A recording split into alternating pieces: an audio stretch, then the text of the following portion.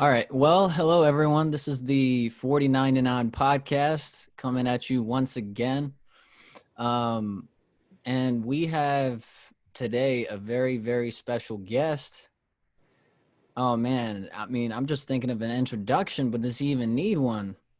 Like, I don't know, friend. We went to school together. We did photo shoots together. Everyone pretty much knows him around the city for being the cleanest guy on campus and the cleanest guy in the whole damn probably state, man. Ladies and gentlemen, I introduce to you Gordon. What's going on, everybody? How you doing, bro? Pretty good, man. Just surviving quarantine right now.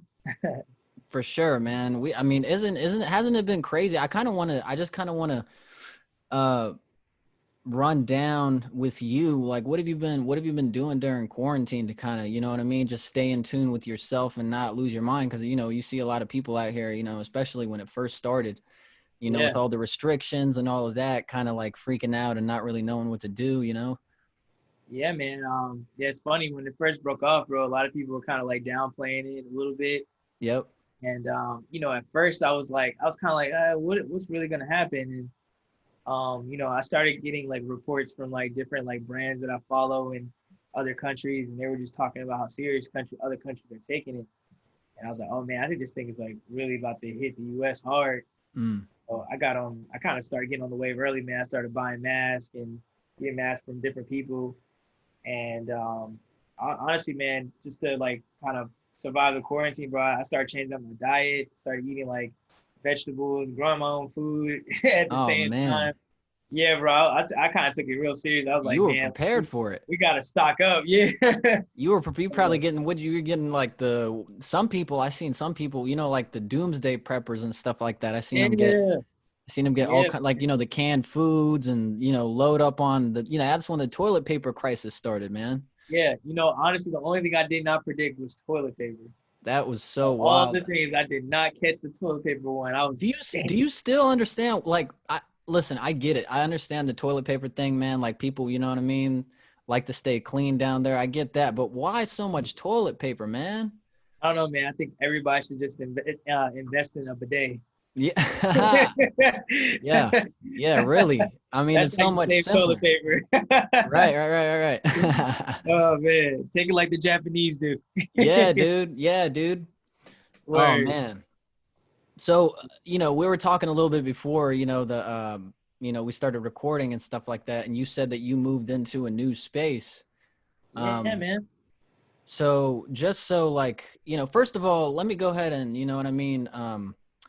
Can you introduce your company and kind of explain what kind of essentially it represents, and how you see it as the founder, as the creator of it, and what you think, the main purpose that you even started the company in the first place.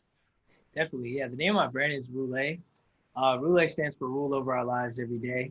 Mm. And it's kind of like, in a sense, a mantra, just to take charge, to take leadership in your life, and ultimately be the one that's in control of what's going on, and just kind of align yourself with who you are. So the brand really embraces like creatives, artists, musicians, just like that whole field, and really just empowering a generation of confident outsiders at the end of the day. Mm. That's amazing, bro.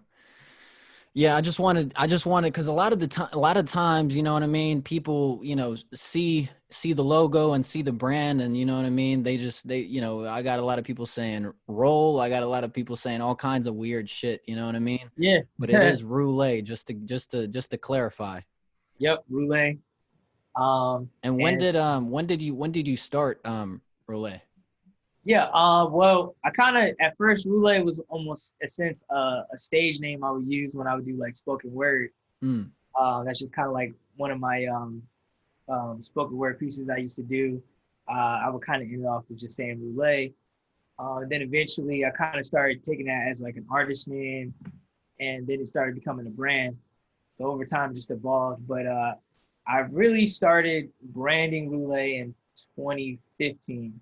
Okay. Like officially, I started like that's when I was like new logo, everything.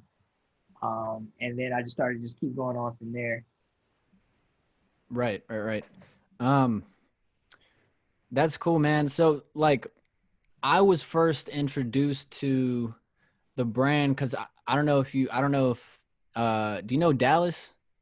Yeah, Yeah, Jackson. bro. So yeah. So we kind of we were never like super tight, but we were always seeing each other in, art class and, all that. And he was always, you know what I mean, rocking your stuff. And, like I Yeah, said, your stuff yeah, was kind of all over, So I was like, yo, you know what I mean? What is this? You know what I mean? And yeah, he kind of told me about it. And we never like, me and you, we never like formally, you know what I mean, talk to one another. But, I always saw you walking around, like I said, man. And I love the exactly what it stands for, man. I love the image. I love the brand. I love the, the meaning, even the meaning behind, like the, rule over your life, what is it, every day?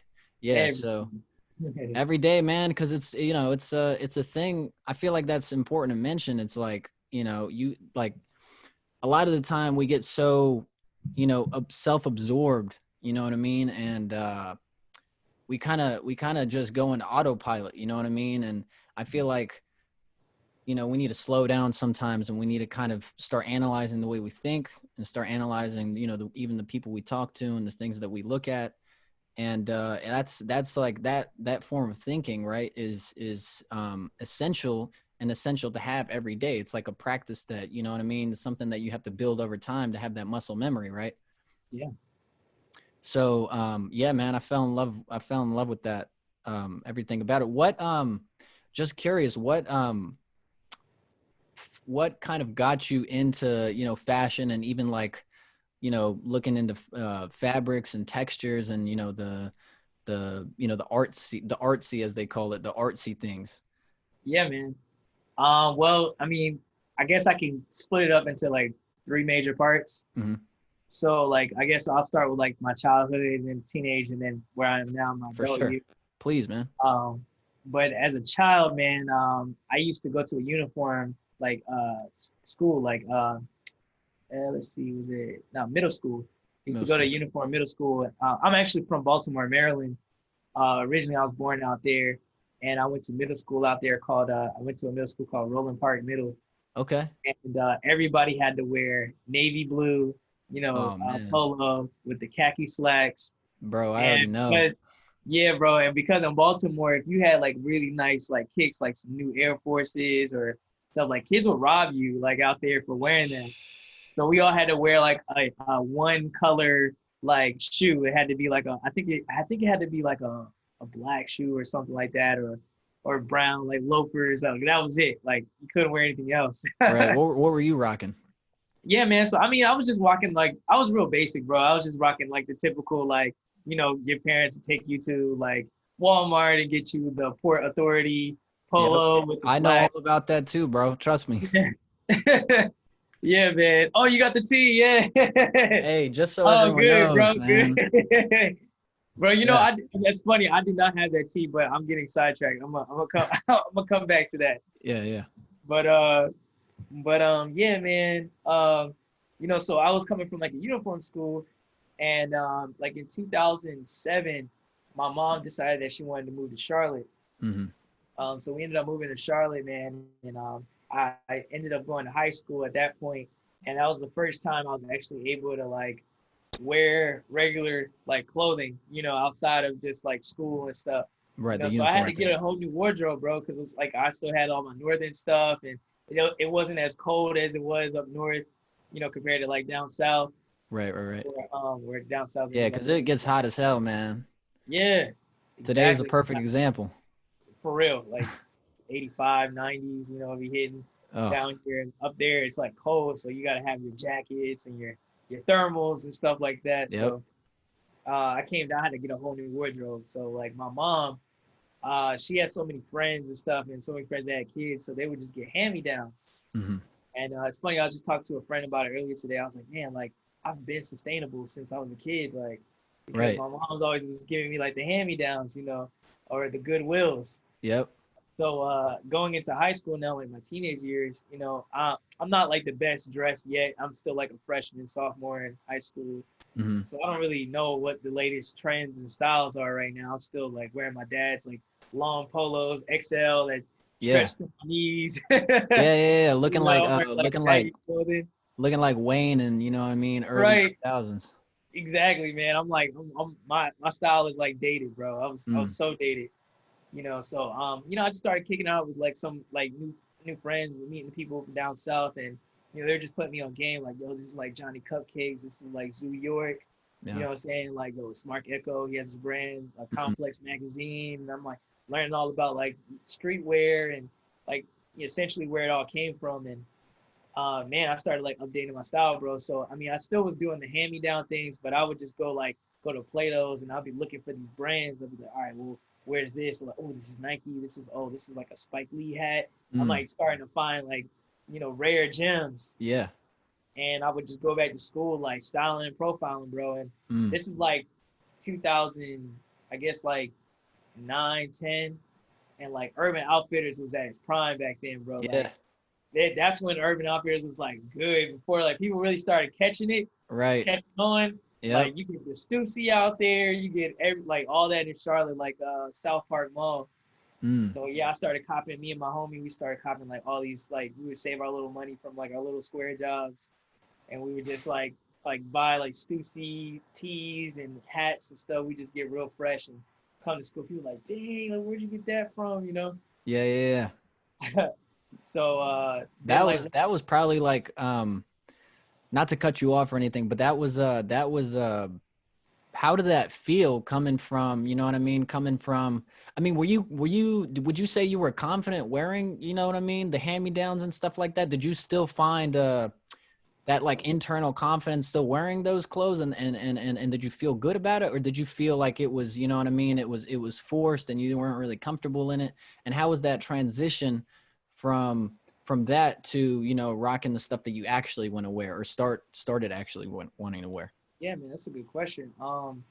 Yeah, at first, like, you know, I kind of, you know, it was kind of like I was an outcast kind of kid. So, like, in a sense, I was like wanting to fit in, but I was still wanting to stand out at the same time. Mm-hmm. So, like, the hand-me-downs gave me, in a way, like a way to stand out because I know nobody else would have that exact one because it wasn't in the store. Like, most of the kids, they, you know, a lot of kids in my school, they would, their parents would just go to the store and drop like, you know, $250 on a Mm-hmm. fit for the kids, and you know that's cool and all. But I was just like, man, like at least I got this in the thrift, and I know Yep. no one's gonna have this, you Yep. know, because it's like, you know, it's a thrift good. Like, so it came from somebody else, who may have came from somebody else, and may have came from somebody else, and then it came Yep. from the store. Mm. You know, so I knew like nobody else was gonna have it. So in a sense, it was like I was wanting to fit in by like finding these brands and these styles, but I was also standing out because nobody else had it. Mm. And that's what kind of like um, pushed like my edge and trying to really find different ways of really expressing myself. And yeah, right around that time, bro, like I started like diving deep into like hip hop music. Mm-hmm.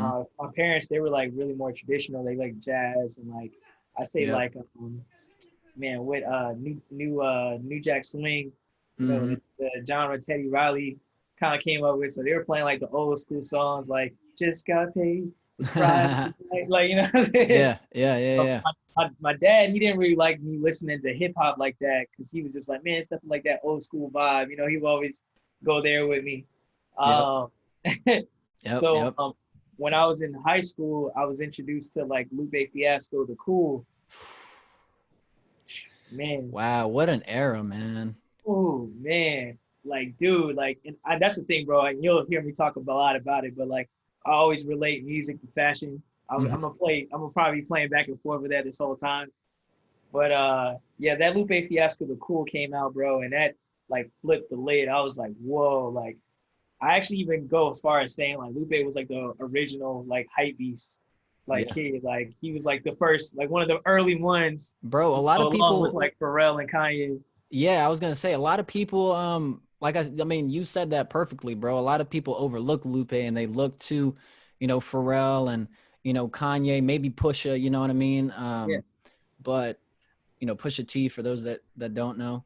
But yeah, dude, Lupe was, whew, he was rocking, he was rocking the Bape. He was rocking, you know what I mean? He was rocking a lot of stuff that, Go even yard. like people here in the States that had no idea. I mean, Wayne, of course, but that was like a little later on. But yeah, damn, that's Yeah, crazy. man. And Lupe just kind of like made it cool to be like nerdy and like fly and witty at the same time. Mm, So like all that kind of like just relates to like my fashion sense because I was just like, man, like here's this guy, he's talking about like anime, but he's still talking about like hard shit like rapping and like going ham. And I'm just like, well, this is like the dichotomy between the two was just amazing to me mm-hmm. as a youngster, And it later played a big role into like how I looked at fashion design, going forward for sure. Right. So you said around this time you kind of started going to high school and buying things that like were really interested in and kind of dipping your toes into that. And that was phase 2, you said, right? Yeah, phase two, man. And then it's funny because it's like this is all I always tell like a little part of the story, but in my last year of high school, um, I had missed like when you can like first get electives like first like if you kind of hit the roster first. Yep. Yep. I had kind of missed the deadline, so they just threw me in random elective Mm-hmm. classes. And one of the random elective classes that I was thrown in was home economics, Okay. sewing, like a sewing class. Word. It was funny because I got in there first day and I'm like, oh no, sewing. I'm like, oh man, all the dudes gonna look at me crazy, like, yo, you're sewing. Like, I was like, no, that's for females, man. Like, so I ended up dropping the elective. Like, I just dropped the whole elective and switched it out for weightlifting. Mm. Not even realizing like I could have got a whole jump start on my career, like mad early had I taken that class. Sheesh. But you were, you know what I mean? You were racking up the weights though. You probably got a little, you know what I mean? Yeah, I got a little stocky. My jump increased definitely. Right, right, right. But yeah, Speaking of so jump, man, were you what kind of shoes were you wearing? Just because sneaker. We could talk a little bit about this later. yeah, Sneaker culture has exploded, especially reselling and making flipping shoes and stuff like that. What kind of kicks were you rocking throughout high school and? yeah, man. Let me see. I was like a Converse kid. Mhm, Definitely had some Air Forces in the closet. for Nike sure. SB all day. I had Yep. some Nike SBs. Which are I coming back heavy after that yeah, the Travis guard. Scott release, man. The Travis Scott release was crazy. Yeah. I used to have a pair of DCs.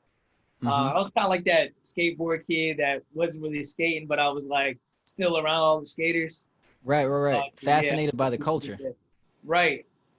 Now I actually do. I can do a couple little things on the skateboard. Okay. But All back then, right. still kind of like just chilling with the skaters. Um, what else did I used to rock, man? I'm trying to think back those days. What I had some phone posits. I had some phone posits. Just like I was just kind of like had like a well-round verse of sneakers and shoes and dress shoes. I would actually wear a lot of dress shoes too. Mm. Pair it well with like a sporty kind of casual look, like almost like if I'm chilling on a yacht. Like Okay. Yeah, that. that's a good vibe, man. Because I was in high school. God, what was I rocking? I was, in high school, I feel like my style definitely kind of changed a lot. But in terms of just specifically kicks, man, sheesh. I remember I got my first pair of Air Force One high tops in junior year of high school, man. Yeah. And that was so amazing for me because before then I was kind of wearing um more like sport tennis shoes, you know what I mean? Like, I had the Cortezes, and um I had the boat shoes, of course, because I was going to a preppy Jewish school, you know what I mean? So we had the boat shoe thing, we had the Ralph Very Lauren. real hot back then. Yeah, yeah, yeah, yeah, yeah. And then and I don't want to make this, solely about me, but throughout high school, man, as a lot of us tend to do, our tastes start kind of, really, really skyrocketing. I don't know if this was the same for you, but I started really going, you know what I mean, going deep, and this is when the internet was popping, like really popping off heavy, Yep. And people were like starting to just, start living there, just like fast forward to now, motherfuckers kind of want to plug themselves in there and stay in there, Yeah, but yeah, bro, that's what I was wearing. Just, something slight, something. definitely, man. Yeah.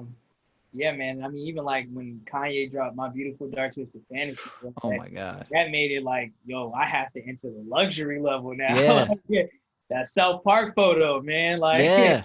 Yeah. it's like, nah, this the taste has changed, and like then yeah, like Kid Cudi and the rock star. Like, look, it was a time, bro. Like, I'll never forget that era. Like, it was so great to be in high school during that time, man. Like, the music was just amazing, the fashion was amazing, the taste level was amazing. Um, um, yeah, man, and all that stuff like contributed, you know. And when I got out of high school and I started going into like community college, and eventually I got to UNCG, Mm-hmm. um, I really started learning how to sew once I got to UNCG, because I was actually like challenged. Mm-hmm. Um, I couldn't really figure out a way to break a ceiling at that time because I was just doing like screen printed shirts and Mm-hmm. like selling them, and I wasn't breaking any barriers yet, and I was just like frustrated because I'm like, man, like everybody, at first I was kind of like when I first got out of high school, nobody was doing like printed T-shirts like that. It was only like Mm-hmm. a few handful of people that I knew that was doing it, and a few brands that I knew that were selling their stuff. But I was struggling because I'm like, man, like I gotta like break into a new level. Karma Loop was really heavy around that Yeah. time, and I was like, I want to have my stuff on Karma Loop and stuff. Mm-hmm. Like I was just finding ways to like break out the mode. I was like, I don't want to do T-shirts anymore. I want to do like cut and sew pieces. Mm. So 2015, same time when I started Relay. Okay, that's like literally what I was gonna ask you. I was like, when is um when does that come into play? Yeah, man. I had another brand in the beginning. It was called Don't Ask, Okay. and it was like if anybody questions your style, don't ask. Like Oh man, I like that, dude. style. Yeah, Gyms, man, gyms. yeah. Yeah, it was like don't ask. So I had like a whole bunch of clothes, but when I went to college and I just started like meeting people from like Raleigh, Durham, and people that were coming from like internationally, people that were coming from different places. I was just like understanding culture at a different level, at a higher Mm-hmm. level than what I just thought locally. I'm just thinking like high school. I want to do these dope graphics, Mm-hmm. like I said, like almost Johnny Cupcakes esque, the Mm-hmm. hundreds type. I'm just doing like having fun. But college really showed me a different level of taste. And I came back home that summer, and I just remember, bro, I was just sitting around a circle of my friends, and I just zoned out. Like I wasn't even. They were all having full conversations, but I zoned out, and I was just like, "Yo, I'm trashing my whole brand, and I'm starting a whole new thing tonight." Like I just, Wow.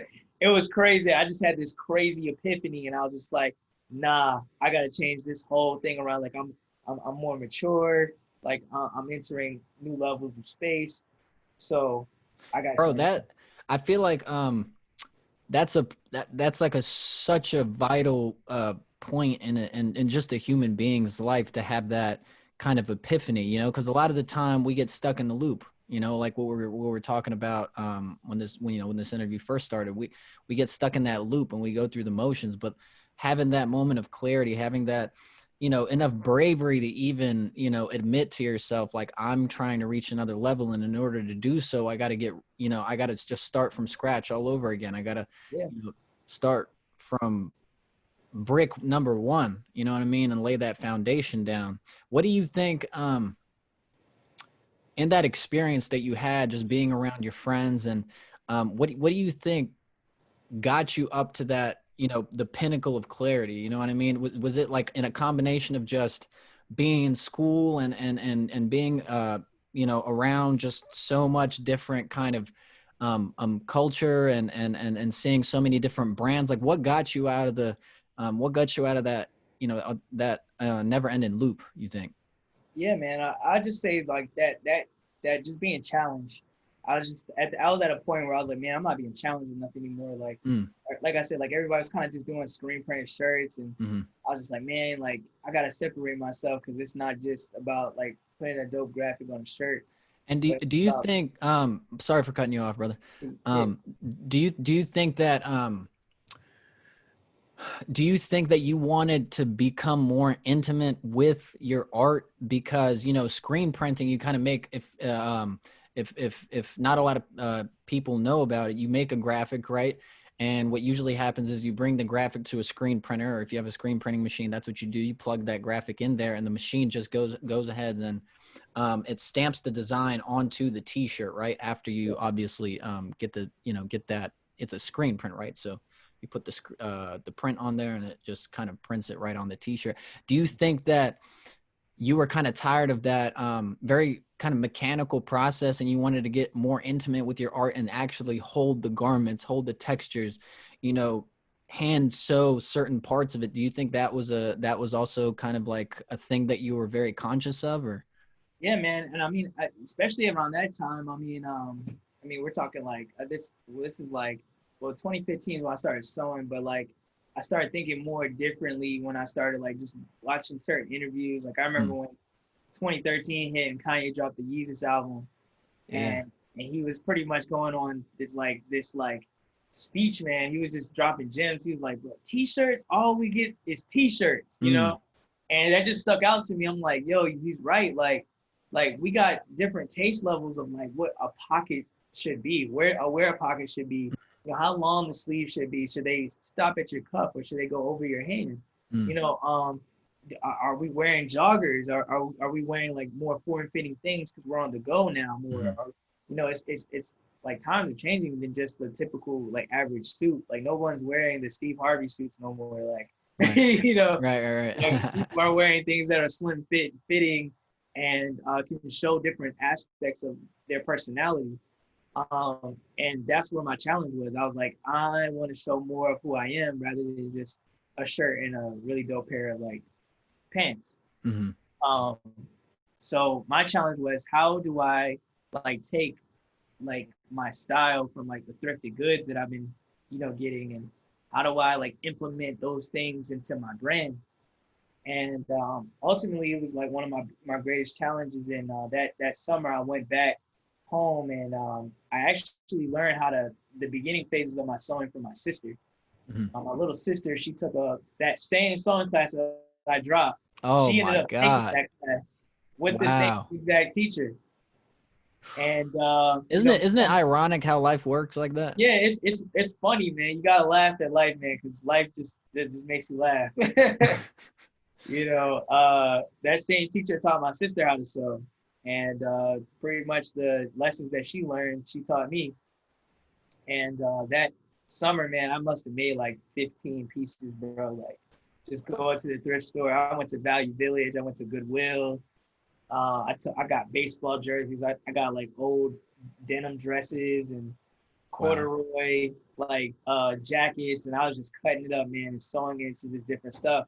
And little did I know I was doing sustainability initiatives early on before I even caught it. Mhm. Um, so yeah, man, that's kind of like what kind of like pushed me more into that edge, bro. And then ever since then, it's just I've been running on water since. Yeah. Yeah, no. So would you say that that's that you were talking about the steps. Would you say that that like kind of started step 3, Yeah, that would be like the phase three. phase 3? That's kind of like that was kind of like the moment when I'm like I reached that clairvoyance. Like I'm like, yo, okay, that is where I'm going in now, and that's where I want to get to. Where like now I can go and I want to get to the point where I can go and get manufacturing done, and be able to get my stuff like manufactured with. I want this pocket to be right here. I want to get that specific. I want this pocket to be right here. I want these cups to be like ribbed. I want like these buttons right here, and I want to have like 50 of those. Like you know, Mm. That was when I started developing that mindset. Mm. 2015. That summer. And this is when did you graduate? 2008? 17. Yeah, 17. Okay, so yeah. you Graduated. actually got out of there earlier than I did. Oh, word. Yeah, man. I was like, yeah. Once I got out, bro, I was like, yeah, I'm about to go hard now. So after you graduated UNCG, we're talking about how important it is to have not only like-minded people around you, but people from different parts of the world around you to kind of open up your own world, right? Yeah. Did you kind of keep those people around, or have that mentality when you were around other people, your homies from, back in Charlotte, or how did that transition from school happen back home, and talk me through that? Yeah, man, it was definitely a shock. A lot of people say like, that first year of coming out of college is the hardest. And Mm, yeah, bro, I pretty much had to start from ground zero. There was a lot of setbacks that happened that I didn't even like post about. I was just going through the motions. mm. Like one of the first thing that happened to me when I came back to Charlotte was my car broke down.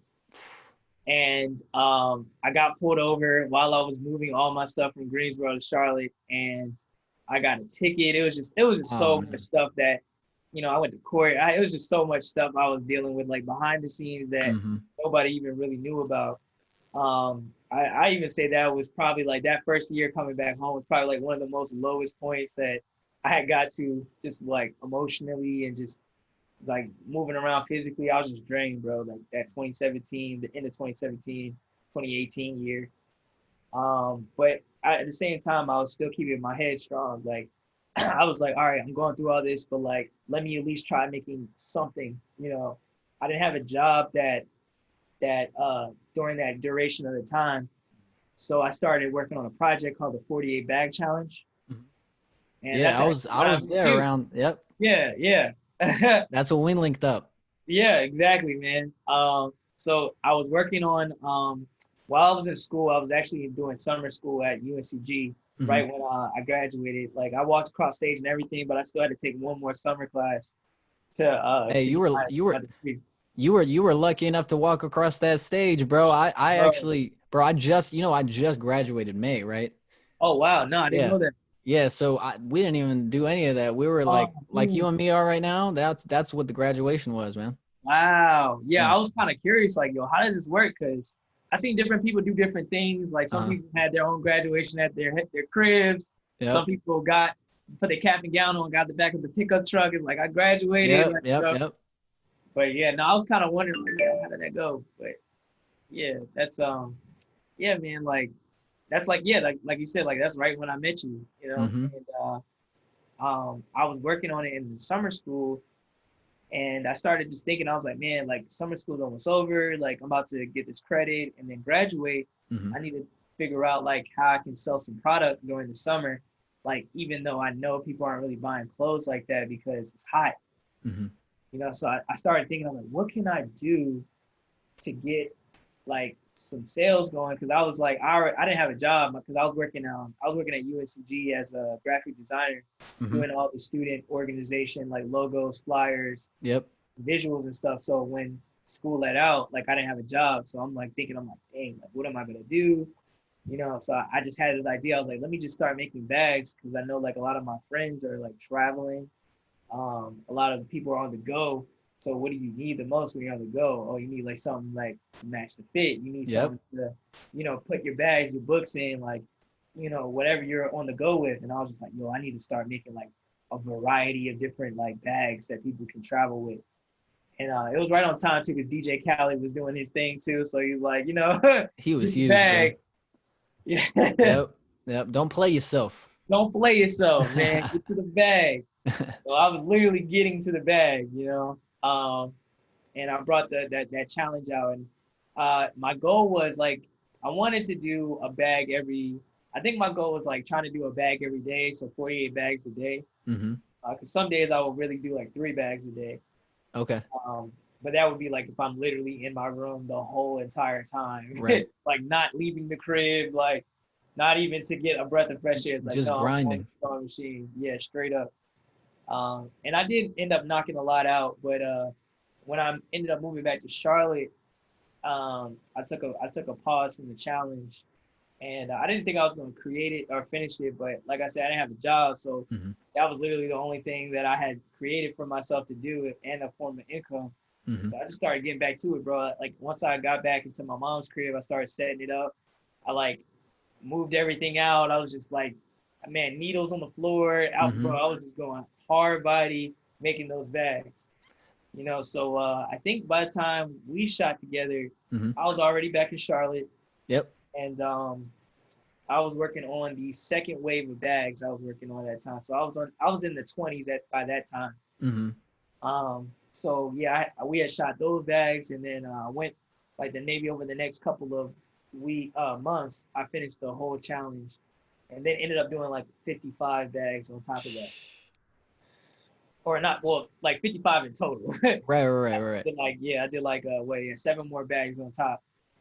Um, and it was just crazy because the last 3 bags, I was inspired by a brand called Alex, Uh-huh. which is I'm a not guy I'm not familiar who with does them, it. but You heard of him before? no, I haven't. Oh, okay, yeah. It's a guy. His name is Matthew Williams. Uh-huh. Um, he was like pretty much a early collaborator with Kanye during the Donda era when he was doing Wow. Donda. So he had depart. Well, I think he still works with Kanye, but he like started doing his own thing. He created a This brand is called Alex. this is before Virgil, right? This is after Virgil, Oh, actually. after. Okay. Okay. Yeah, this is like after Virgil. So they're all like around the same time. This is all like Fear of God, Mm-hmm. Virgil, Heron Preston, Yep. Alex. This is all around the same time. And I was just like checking out his brand page because he was just started dropping some stuff, and I started looking at some of his. I'm like, man, this stuff is so like techwear. It's really dope. Like I love like the use of that. And then I saw this one bag he had, and it was like called a chest bag, Mm-hmm. or it was like a chest. He called it a chest rig, but Yeah. I ended up Yeah. just calling it like a chest bag. And I was just staring at it, bro. I was like, yo, this is. I had like such a deep appreciation for it. Like, yo, this is so crazy. Like my man's really like made a bag for your chest. And I'm like looking, and I'm like dissecting. My brain just starts like dissecting it into shapes. Mm. And I'm like, oh wait, that's just this, and this is just that, and that's just this. And then I was like, yo, I can make this. Like I can Mm. really recreate this in my own way. So I started making like the chest bags, and those were my last 3 bags I made in the collection. And I was Mm-hmm. trying to figure out a new style. I already did duffels, I already did like handbags. Mm-hmm. I even made a new type of bag called a capsule bag that was like inspired by like Dragon Ball Z. Yeah. Oh, Like, yeah, I did see those. yeah, Yeah. yeah. I think by when we were shooting, I had the green one. Yep. And you can put like towels, tennis balls, or wine in there. So uh, I was like, yo, I need one more bag that's just different than all the other bags that I haven't done yet. And man, when I saw that bag on like IG and I looked on his website, I was like, yo, I gotta like take a stab at it at least once and Right. like try it out. Man, that ended up being my best selling bag. Like as soon as I dropped it on IG, bro, like I was selling them for like 100 each. Yeah. Yeah. And every They time I went. posted it, it would get sold, like just like that. People would be like, "Yo, how much? Got it. Meet me here." Like, That's boom. amazing. Yeah, man. So that was like a really fun project to really finish it off with, and that's kind of like how I wrapped up that one, that 48 bag challenge. Word, Coming bro. as a book too. I'm You said working on what? the book. Okay. Well, I Yeah. was gonna say, like, did that give you how so going from that moment, that was, you said 17, 18? Yep. So going from that moment all the way up until now, I kind of want to hear what you've been working on currently and in the recent past, and kind of do you feel like you used that, this is kind of a good question to ask for everything, right?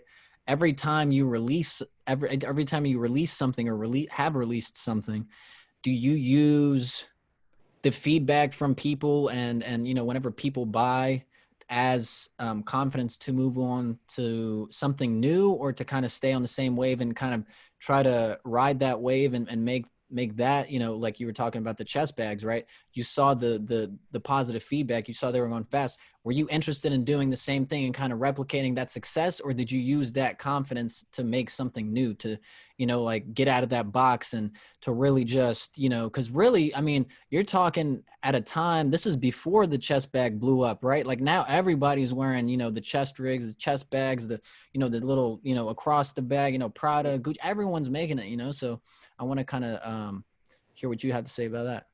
Well, yeah, that's the thing, man. I'm a Libra at heart, so to the Yep. core. Yeah, yeah, yeah, yeah. And you know, like I can get bored really easy, bro. Mm-hmm. Like my mind just I start creating like new ideas and you know, at first when I was working on the chest pads, I was like, yo, it's so dope. I'm getting a lot of attention for it. I'm getting like a lot of sales. I'm getting more money in my pockets. Like I was Mm-hmm. just really excited. It made me want to like just go harder. And, you know, and then like at a certain point, I was like, man, like I really want to hop off this wave and try something different. Like Mm-hmm.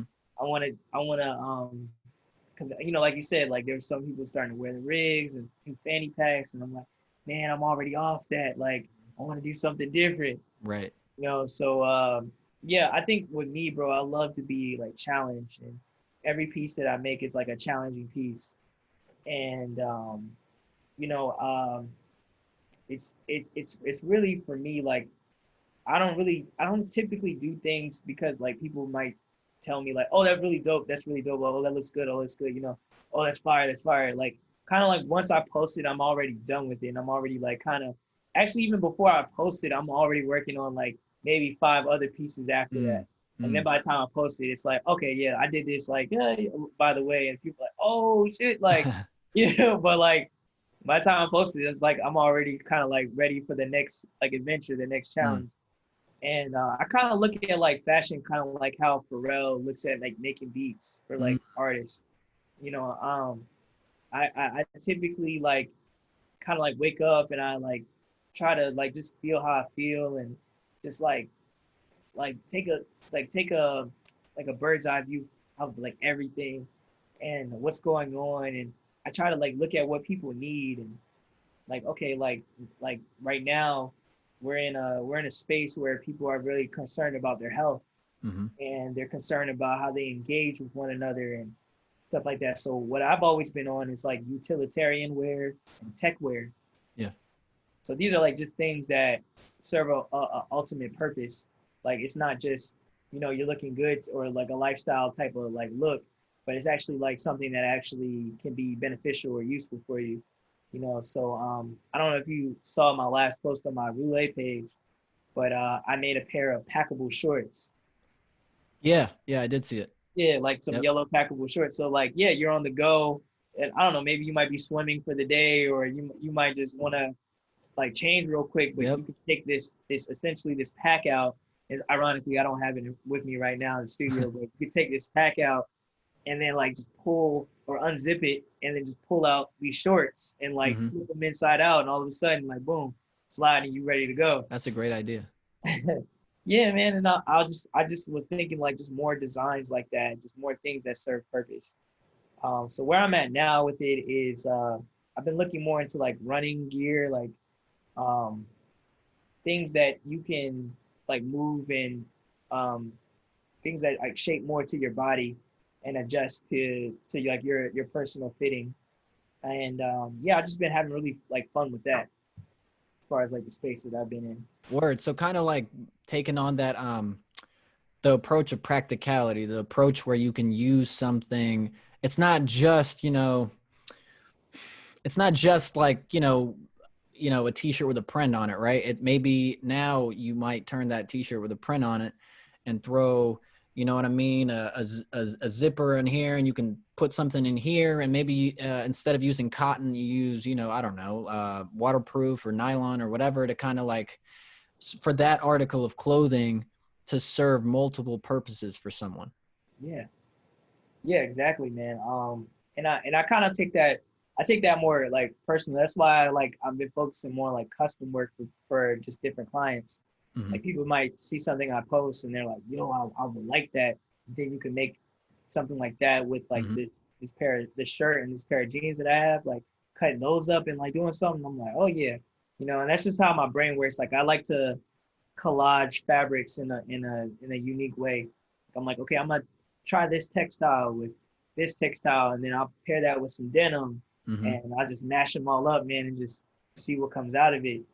And sometimes things work, and I'll put it out, and sometimes things are like, maybe that wasn't the best Yeah. combination. Right. I've definitely posted a few things on my story, and then I started working on it more, and I was like, damn, that's not how I thought that was gonna turn out. Yeah. So I mean, things definitely work, things definitely fail, but The process. yeah, it's all part of the process. Exactly. Okay. Well, shit, I had so many questions, but we need to kind of wrap this thing up, man. God, man. Okay. So, all right. So let's talk about this then. Let's talk about, I really want to kind of get in your head a little bit, and not that I've not been doing that this whole interview, you know what I mean? But, um, how would you look at, the clothes you make? Would, because I hear many whether it be musicians or artists or even directors, right? Like, you have so many different mediums in art. How would you look at, or how do you look at your art? Do you look at it as an extension of yourself? Do you look at it as maybe a child that you're raising from Yeah. the ground up? How do you, or maybe you just look at it as clothing, right? Like, how would you say you look at your art? Um, I always look at my art like the superhero that I always wanted to be. Mm. Like I used to be a big like cartoon kid, and especially because when I first moved from Baltimore to Charlotte, Mm-hmm. I didn't know anybody.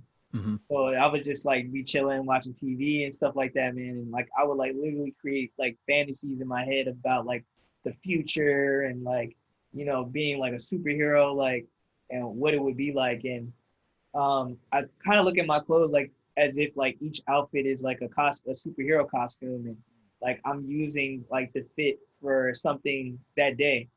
Like, and it feels like to me it brings out the superpower inside myself, and then when I make clothes for other people, it brings the superpowers outside of them too. That's Like that awesome. level of confidence, and it kind of represents that R that's in the brand ROOL. It's like people feel like they have that confidence, that control, to just go out there and just live their lives, man. And that's just at the end of the day, that's the most beautiful thing to see. Yeah, no, that's awesome. The way you view your art. Wow, that's powerful, man. Shit. Wow. Well, to kind of wrap this thing up, I kind of want to just, so that everyone that views this podcast know, what are you working on now, and what are your plans for the future of what you got going on?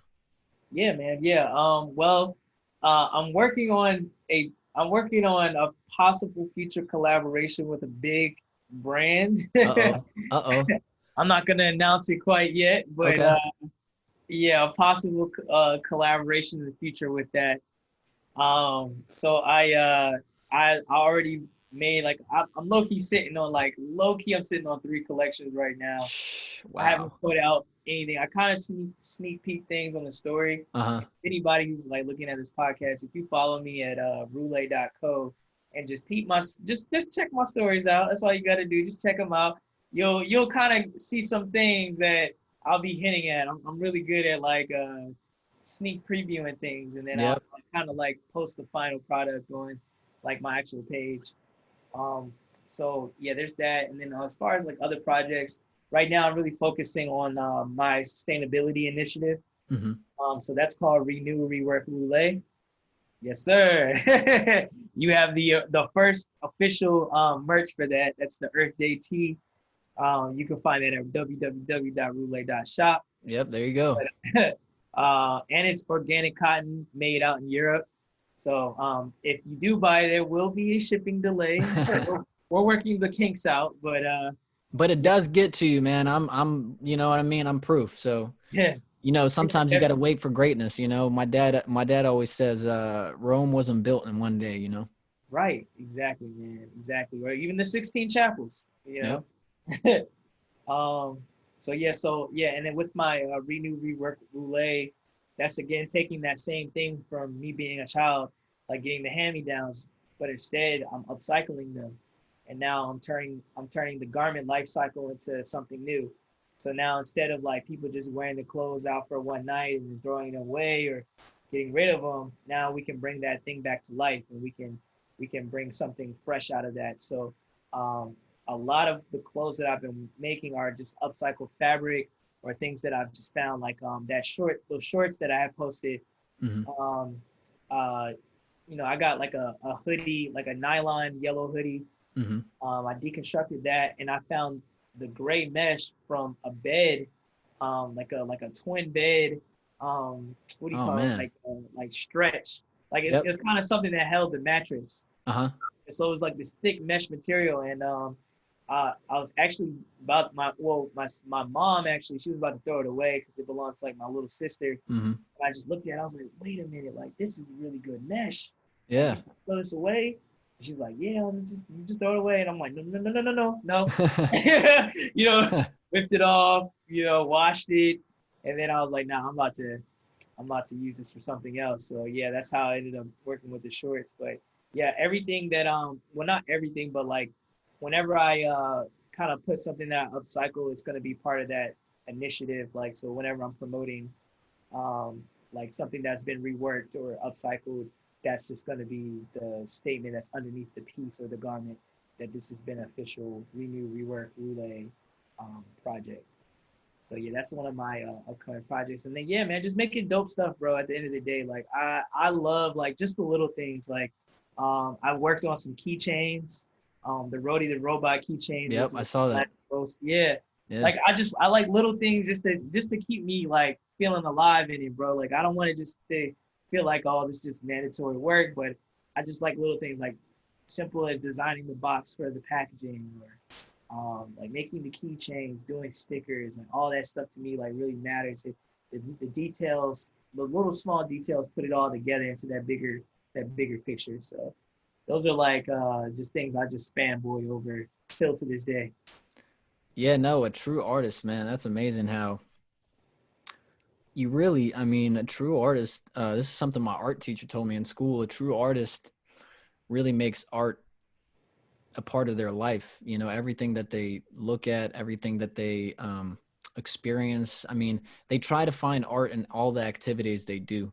You know, and the fact that you know what I mean, you saw your mom about to throw out that, that mattress, and then you were like, no, no, no, like that, no, like I need that, like that's important, like anyone else would never like would have thought you're crazy, you know what I mean? But you had that idea, you were looking at your life as art, you know what I mean? And that's how that came about, and that's awesome, man.